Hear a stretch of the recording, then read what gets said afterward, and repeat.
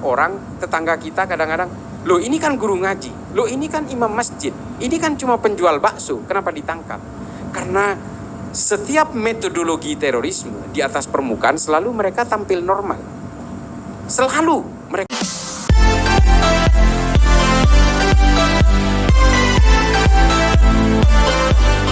2018 di bawah pemerintahan Pak Jokowi ini, orang-orang yang baru berkeinginan untuk melakukan aksi teror sudah bisa ditangkap tanpa harus melanggar prinsip-prinsip hak asasi manusia.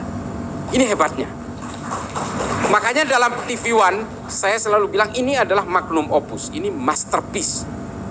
Negara lain tidak punya itu. Ketika orang baru niatan, ngukur niatan orang ini nggak gampang, bos. Nggak gampang, tapi kita bisa menangkap. Apa yang dialami oleh Dr. Sunardi kemarin di Sukoharjo, saya nanti sedikit cerita soal ini. Saya betul-betul terlibat mulai dari eskalasi awal, insya Allah sampai nanti akhir, saya tahu persis soal eskalasinya. Nah, orang-orang yang dulu harus menunggu actus reus, tindakan untuk ditangkap, hari ini kita bisa menangkap orang karena mens reus, baru niatan-niatan. Mengapa negara-negara itu hingga hari ini termasuk India, Pakistan, Afghanistan, Somalia, Nigeria, Sudan, Republik Afrika Tengah, Suriah, Libya, dan semua negara-negara yang hari ini tidak bisa menyelesaikan konflik komunal horizontal maupun masih berhadapan dengan perang-perang simetris, itu hingga hari ini karena mereka tidak punya undang-undang seperti ini. Hanya Indonesia yang punya. Itulah mengapa kita kadang-kadang menangkap orang, tetangga kita kadang-kadang, loh ini kan guru ngaji, loh ini kan imam masjid, ini kan cuma penjual bakso, kenapa ditangkap? Karena setiap metodologi terorisme di atas permukaan selalu mereka tampil normal. Selalu mereka mengelabui itu. Dan ini, tahu nggak? Ini adalah praktek-praktek khawarij dari sejak zaman dulu. Mereka berusaha menginfiltrasi terhadap setiap pemerintahan mulai zaman Bani Umayyah, Bani Abbasiyah, Bani Umayyah di Eropa, Kesultanan Ottoman, semua diinfiltrasi oleh mereka dan mereka berpura-pura hidup normal sehingga akhirnya ketika mereka berhasil menciptakan momentum revolusi, mereka akan melakukan itu. Kelompok-kelompok seperti inilah yang kemudian membuat sejarah Islam itu menjadi kelam. Kita tahu kan ketika Nabi Muhammad wafat, jenazahnya belum dimakamkan, Muhajirin dengan Ansor sudah pecah, Sa'ad bin Ubadah dengan Sayyidina Umar sudah mengangkat pedang, lalu setelah itu terjadi pembunuhan-pembunuhan terhadap Sayyidina Abu Bakar, peracunan-peracunan terhadap Sayyidina Abu Bakar berulang kali terjadi. Sayyidina Umar dibunuh, taruhlah yang ngebunuh itu orang Majusi, tapi kan di belakangnya bukan orang Majusi, orang Islam di belakangnya.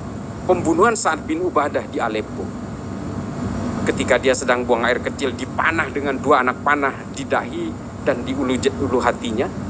Mungkin kita nggak tahu karena kita malas baca kitab sejarah, Tarikh At-Tabari, Tarikhul Khulafa, kita kan malas. Tapi saya insya Allah sudah baca itu, silakan bantah saya. Nah, kejadian-kejadian seperti ini termasuk pembunuhan yang sangat brutal terhadap Sayyidina Utsman ibnu Affan, pembunuhan yang brutal terhadap Sayyidina Ali, pembunuhan yang brutal terhadap Sayyidina Husain, dan peracunan terhadap Sayyidina Hasan, dan pembunuhan antara bapak kepada anak, anak kepada bapak, ponaan terhadap paman, paman terhadap ponaan. Ini berulang-ulang kali terjadi karena apa? Karena politisasi agama. Perang sesama umat Islam, perang Jamal, perang Siffin, perang Hurrah, perang Zab, ini semua terjadi karena politisasi agama. Inilah kemudian yang membuat sejarah-sejarah kita menjadi hancur lebur, menjadi getir, pahit, dan sebagainya.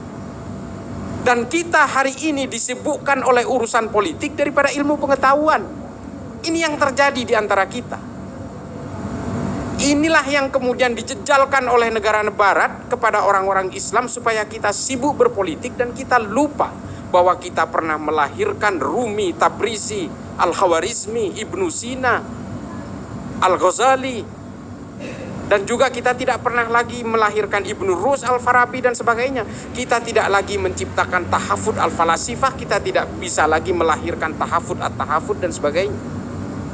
Kita sibuk oleh politik, oleh khilafah, Hizbut Tahrir dan sebagainya. Kantor pusatnya di London. Seharusnya kita bertanya, Mengapa orang barat yang memfasilitasi itu? Karena kita supaya sibuk berpolitik. Dan dengan politik kita punya sejarah yang tidak nyaman. Kita saling bunuh sesama umat Islam karena persoalan politik. Inilah yang kemudian dijejalkan oleh orang-orang barat supaya Islam ini lebih sibuk dengan urusan remeh-temeh. Kita sibuk dengan fatwa-fatwa tentang bagaimana kalau istri haid itu bisa ditiduri apa tidak. Tentang celana dalam, ini mohon maaf, ini bukan tentang selangkangan, tentang bagaimana mengelabui istri yang pertama untuk bisa berpoligami dan sebagainya. Ini kan urusan remeh-temeh. Kita tidak lagi melahirkan ilmu-ilmu kedokteran. Kita hari ini oleh faham Wahabi Salafi ini lebih sibuk mengharamkan filsafat daripada melahirkan tahafud al-falasifah dan tahafud at-tahafud. Kita lebih sibuk mengharamkan dan mengkafirkan Ibnu Sina daripada melahirkan ilmu-ilmu kedokteran berikutnya.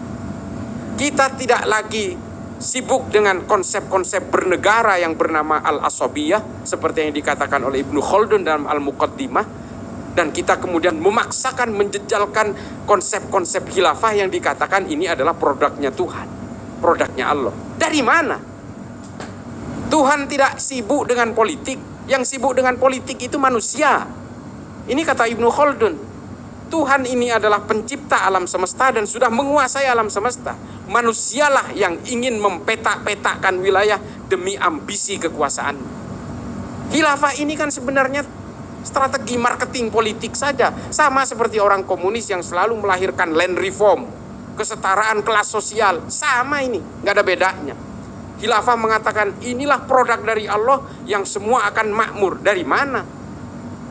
3 dari 4 khalifah itu mati secara brutal, secara tragis.